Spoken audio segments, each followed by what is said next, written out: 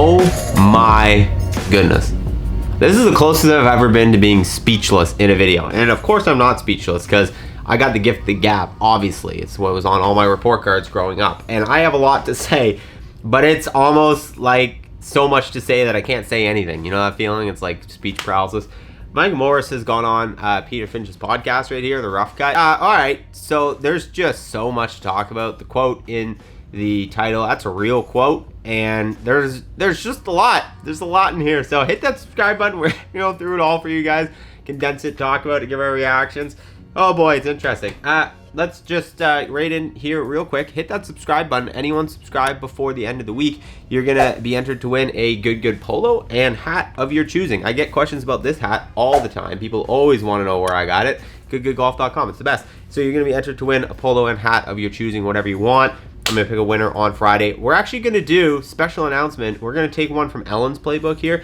I'm gonna do a giveaway every single week until Christmas. So like 7 weeks giveaways because you guys love them, and I'm a channel built by the people for the people. So if I'm getting benefits from brands, I need to be passing those on to you guys.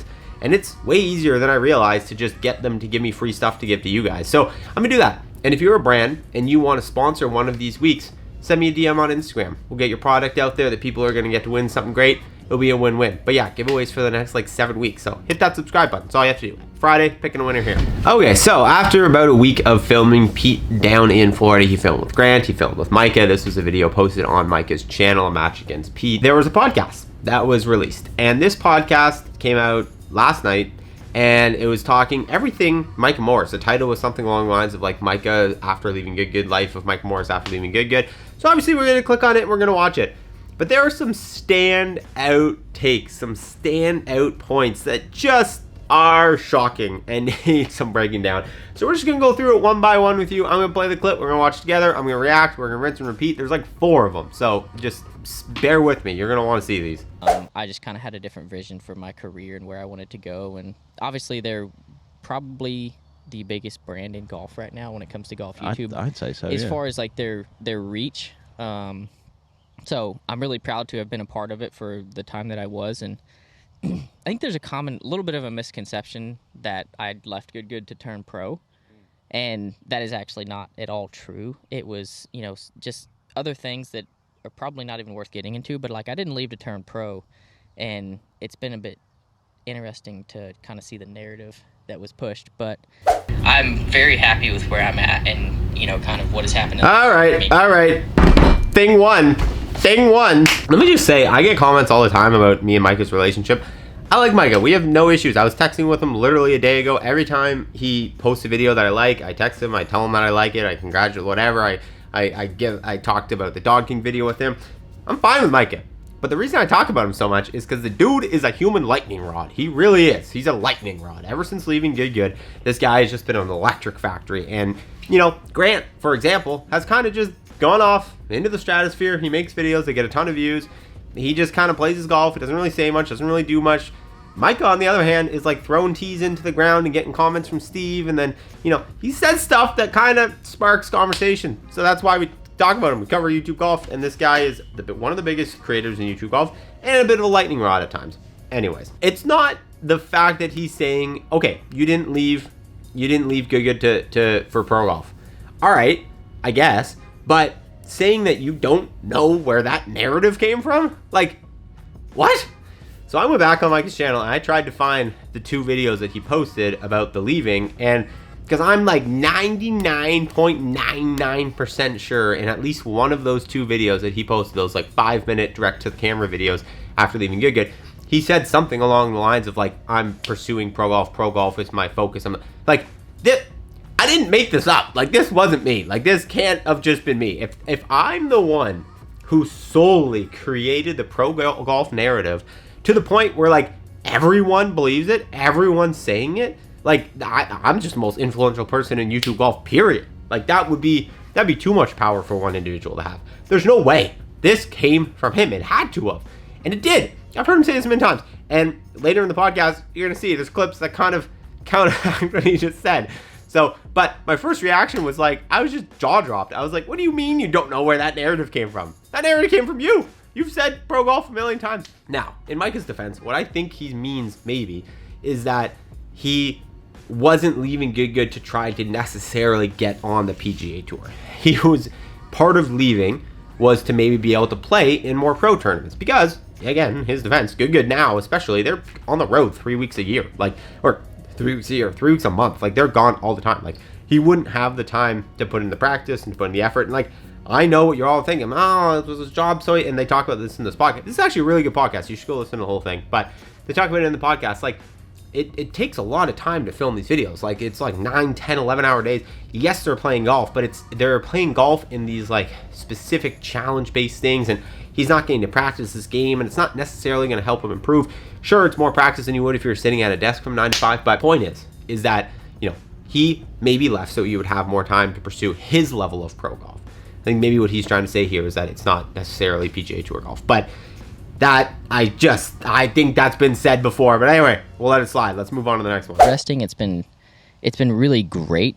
I feel like I've grown a ton. I feel like I have some great partnerships, but we're kind of in a little bit of a transition, kind of a somewhat of a rebrand of like kind of establishing like what I'm doing and why I'm doing it. I'm very vision focused. I have a really hard time doing things when I'm just like, oh, I'm going to go out and try to like produce the next banger video. Like if I don't have a plan, if I don't have a vision for where I'm going, it's really, really difficult for me. And this year has kind of been just been in a little bit of a cycle of just like, okay, what's the next video that's going to get views and help the channel grow, which is, you know, some people, they're kind of wired that way, and that's kind of how they operate as a brand or a YouTube channel. But for me, it's been a little bit difficult because it's like I want to play pro golf. I want to see where I can go with it, and I don't think that I'm anywhere near like the level of being able to compete on the Corn Ferry Tour or like that at the moment. And so I think where I'm kind of headed is like I want to continue to grow the channel. I want to continue to put out like competitive content. That's like my wheelhouse is competition. Like I don't like doing really any of the gimmicky stuff. Okay. All right. So his path forward is going to be focused on competition-based videos, not gimmicky videos, and the journey to pro golf. The journey to pro golf. Now, if I'm just remembering correctly from 13 seconds ago, it was unsure where the narrative about him pursuing pro golf came from. That's why I'm so gobsmacked right now, is I'm just like, bro, you just said it 2 seconds later. Like, a big focus of yours is pursuing pro golf. And again, I think his defense would be, that's not why I left Good. All right, sure, but you also can't pursue pro golf while being part of Good. So like, it has to be a reason. Like, there's just, unless you're just the most talented individual ever, you're John Dale and you don't have to practice, like you can't, I don't think you could ever be a high-level professional golfer with the schedule and the travel schedule that Good keeps for their videos. It's like impossible. So I don't know. Anyway, I gotta let that one go. But that doesn't that just blow your mind? Doesn't blow your, I don't know where the narrative came from. Things like this. I never said that I could do it or that it was going to be easy, but there's kind of this narrative that got drawn like after I stepped away from Good that like I think that I'm at this level and I'm going to do this and it's going to be easy. Like that was nowhere in the same universe that I'm existing in. And that has been the most challenging thing, is the time management portion of it, because like you were saying, it's very interesting because I've worked a lot of different jobs. I worked in construction. I mean, pouring concrete, like very physically demanding labor that is, I mean, it's very hard.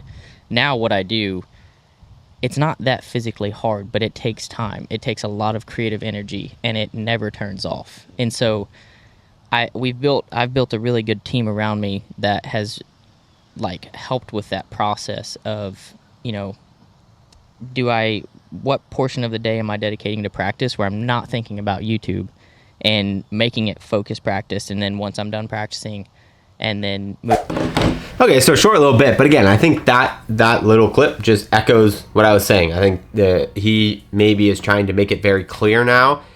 And again, do I agree that this was the clear narrative before? No, I personally think Micah made it clear to people that he was trying to pursue pro golf at the highest level. But that's, I guess, just my opinion, especially because the videos are now private, and so we can't actually see exactly what was said. But I don't think Guy made that up out of thin air. Anyways, he now is saying that, like, no, it's not necessarily to, like, pursue pro golf at the highest level. Okay, fine, sure. Are not quite as popular, but it's like you have to just be willing to grind and then create a fan base that's loyal, and then create a story for people to follow. And I think that's like, for me, we're kind of in that place of like, we may experience some like setback, we may experience like less views, but I always want to think about long-term success versus like short-term growth. And I think that like anything that grows too fast in nature, anything that grows too fast, it doesn't last. And so I think for me, it's like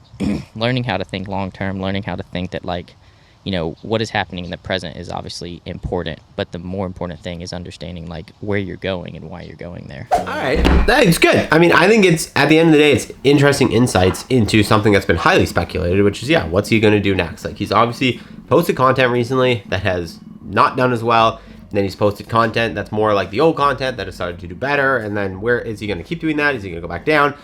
This, I guess, fake narrative of him pursuing pro golf, that's actually a real narrative because he said it a million times. Is that going to be part of the like equation for content going forward? So it's this big up in the air. And again, to me, at the end of the day, it sounds like he's just trying to figure out his spot in this new YouTube ecosystem, right? Like, he left Good where he was working for this brand. He just showed up. That was it. You know, he might have had 1/6, 1/8 creative influence on the videos, but there were 7 or 8 other guys that were also having their 1/8 creative influence. So it wasn't really all on you. He definitely didn't edit them. He didn't worry about the title thumbnail. He didn't worry about how well they did. That wasn't on him. Also, when he was with Good, all he had to do to get 200,000 views on a video was post a video. Like, that's it. Like, your personal channel, post a match against anyone else from Good, 200,000 views, bam. Now that's all gone. That's very different now. That's not the case. So I think Mike is trying to find his individual value prop. He talks about in the podcast how like Good, Bob to Sports, and even Grant, he says, are all like megaphones of like YouTube content. They're all just like, you know, megalodons of views, and they're able to like do this thing in Excel. And he kind of puts himself in a different pile, which is interesting because he was in that pile. So it's almost like he's self-selecting himself out. And again, whether that's lifestyle choices or whatever, that it doesn't matter. He can do whatever he wants to do and whatever's going to make him happy at the end of the day.